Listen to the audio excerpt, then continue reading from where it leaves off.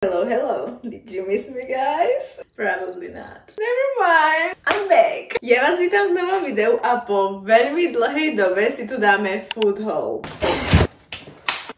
Pretože už asi 3 dní som si chcela ísť nakúpiť, s tým, že som chcela iba pár vecí som potrebovala. Ale keďže stále prší, priznajme si, komu by sa chcelo trepať s nákupom v tomto počasí, tak som si povedala, že využijem výdobytky dnešnej modernej doby.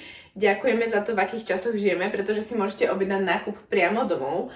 Mám tu značku Rohlík.cz, nebudem to ani skrývať, není to reklama. I wish it was. Anyway, poďme sa pozrieť na to, čo som si kúpila, objednala. Máme tu prvú tašku, v ktorej máme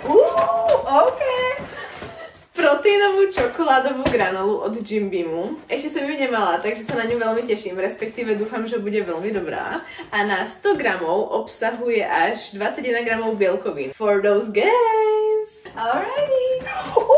To vám musím ukázať, toto je pre mňa novinka, to som tam videla a úplne som zvažovala, že či to objednať alebo ne. Ale mali to v akcii, takže ma dosť jednoducho presvedčili a to je... Podržte sa. Vidíte to? Karamelové mlieko, akože je to baristávke, ja nepijem kávu ani nič, ale mám tu nejaké čaj latte alebo takto, takže to si môžem spraviť, alebo len tak, alebo len do kaše, alebo proste whatever, it's a caramel, baby. Áno, som posadnutá karamelom, don't judge me. Takže posúvam ďalej, pre tých, ktorí tiež nevedeli, že toto existuje. Rohlík, Alpro, teda dúfam, že to ešte bude dobré, ešte to nemôžeme prechváliť, lebo nevieme, ako to chutí. Karamelom pokračujem, pretože tu mám tento karamelový jogurt od Alpra, veľmi dobrý. A potom tu mám sojové mliečko, pretože potrebujeme sojové mliečko na čo? Protein shake, baby. Protein shake. Neviem, prečo som taká preafektovaná. Akože ja taká, to som docela aj dosť normálne, ale ľudia, keď ma vidia, že cudzí na internete, tak si myslia, že som preafektovaná. Whatever. Just let it out, sis. V každom prípade sojové mliečko veľmi super vec na smoothiečka alebo horúce čokoládky v tomto období. Na to sa strašne moc teším. Taška číslo 2. Tu máme toastový chlebík. Fun fact, toto je špaldový. Ja som, keď som chcela ísť do toho obchodu, ja som chcela ísť hlavne pre toastový chleba, lebo chcem natočiť ešte nejaké recepty s toastami, akože tipy, ako si pripraviť toasty. Mala som skoro hotovú objednávku a potom som si uvedomila, že som ich tam zabudla dať, takže na poslednú chvíľu som si našťastie spomenula. Potom tu máme kombuču baby. Tentokrát som zvolila príchuť čerešňa a meta.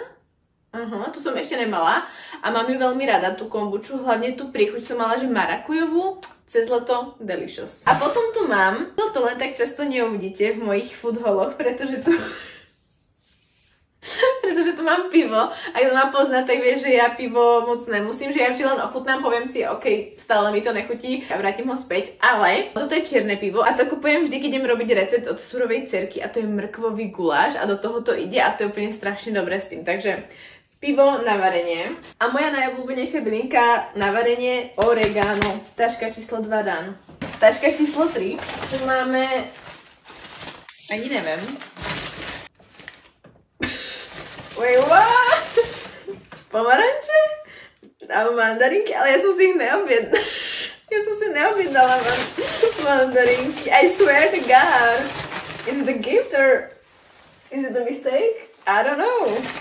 Lebo zatiaľ tá objednávka sedí, ale toto som si, pokiaľ viem, neobjednávala. Anyway, thank you. Banány na tú smoothiečku, ako som spomínala. Nečakala som, že budú fakt zabalené, tak toto je škoda, nevadí.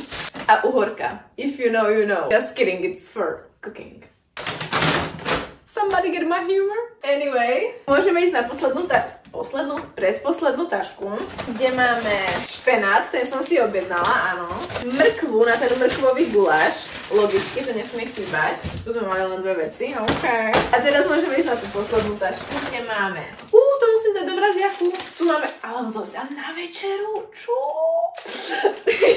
Pretože ja som tam objavila, že mrazenú pizzu Greka vegan s baklažánom, s nejakým sírom, s tempehom, baby. This is gonna be, it's better be good. Takže dúfam, že to bude dobré. Mrazená pizza a bola za nejakých 129 korún, nejsom si istá. Potom tu mám takýto dezert.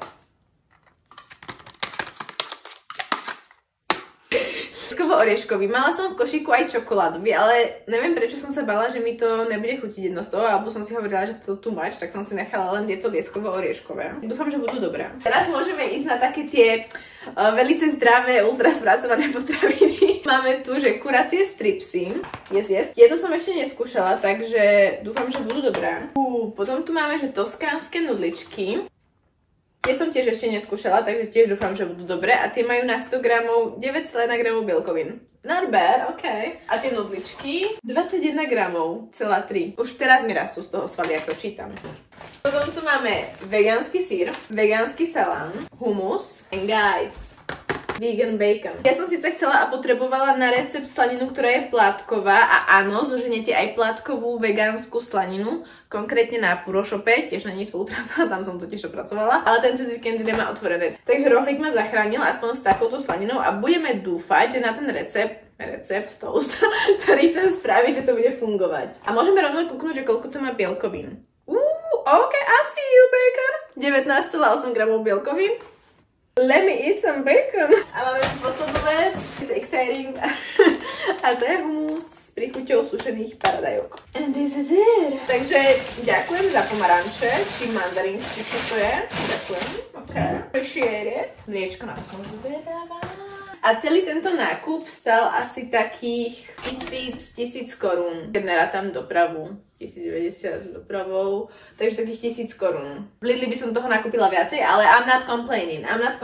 Máme tu vegánsku slaninu, karamelové baristické mlieko, vegánsku pizzu, dezerty, slaniny, salami. We got everything we need. Rovno som si povedala, že keď už som vám ukázala túto pre mňa novinku, lebo som ešte neskúšala tento jogurt, tak ho spolu môžeme takto otestovať. Aspoň uvidíte, že či sa oplatí kupovať. Wow. Okay, taste test. Čože? Ne. Tak toto, dámy a páni. Wow. Tak to na prvé ochutnanie, na ten prvý dotyk na jazyku chutí ako fucking Monte. Potom už cítite viacej tie lieskové oriešky, keď tá chuť tak odoznie, alebo príchuť, neviem, keď sa to tak rozleží na tom jazyku, ale ten prvý moment, fucking Monte, čo ti dáva? Tak teraz ľutujem, že som si nezobrala aj to čokoládové, nevadí. A otestujeme rovno aj granolu z Jimbimu. A aby to malo završenie, tak na to použijeme trošičku arašidového masla.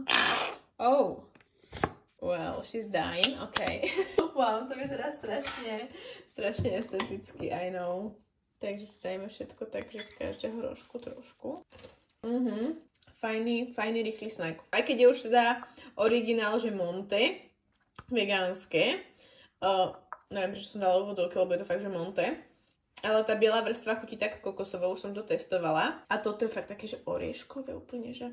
Kto máte rád túto príchuť, tak to si myslím, že budete milovať. A teraz to tam majú v akcii na rohlíku za nejakých 70 korún tie 4 jogurty. Takže don't run, teda... Opačne, don't walk, ale run, jak sa hovorí, you know what I mean. Ak sa vám toto video páčilo, tak budem veľmi rada, ak zanecháte like, prípadne koment, či vôbec nakupujete na takýchto stránkach, ktoré dovážajú jedlo priamo domov. A ak nakupujete zrovna na rohlíku, tak by ma zaujímalo, že aké sú vaše obľúbené produkty, pretože viem, že oni majú častokrát také veci, čo nekúpite normálne v kamennom obchode, hlavne z toho vegánskeho sortimentu. Respektíve by ste museli ísť do, ja neviem, Globusu, aby ste zohnali ten produkt, do toho obchodu, aby ste zohnali ten produkt a proste museli by ste cestovať po rôznych obchodoch a tuto máte všetko na jednom mieste. Prečo im robím reklamu zadarmo, neviem. V každom prípade mi to príde strašne super. Takže mi do komentárov môžete dať vedieť, že čo u nich nakupujete vy. No a ja si toto idem dať do chladničky, do mrazničky a už sa teším, jak budem skúšať tú pizzu. Maybe for dinner.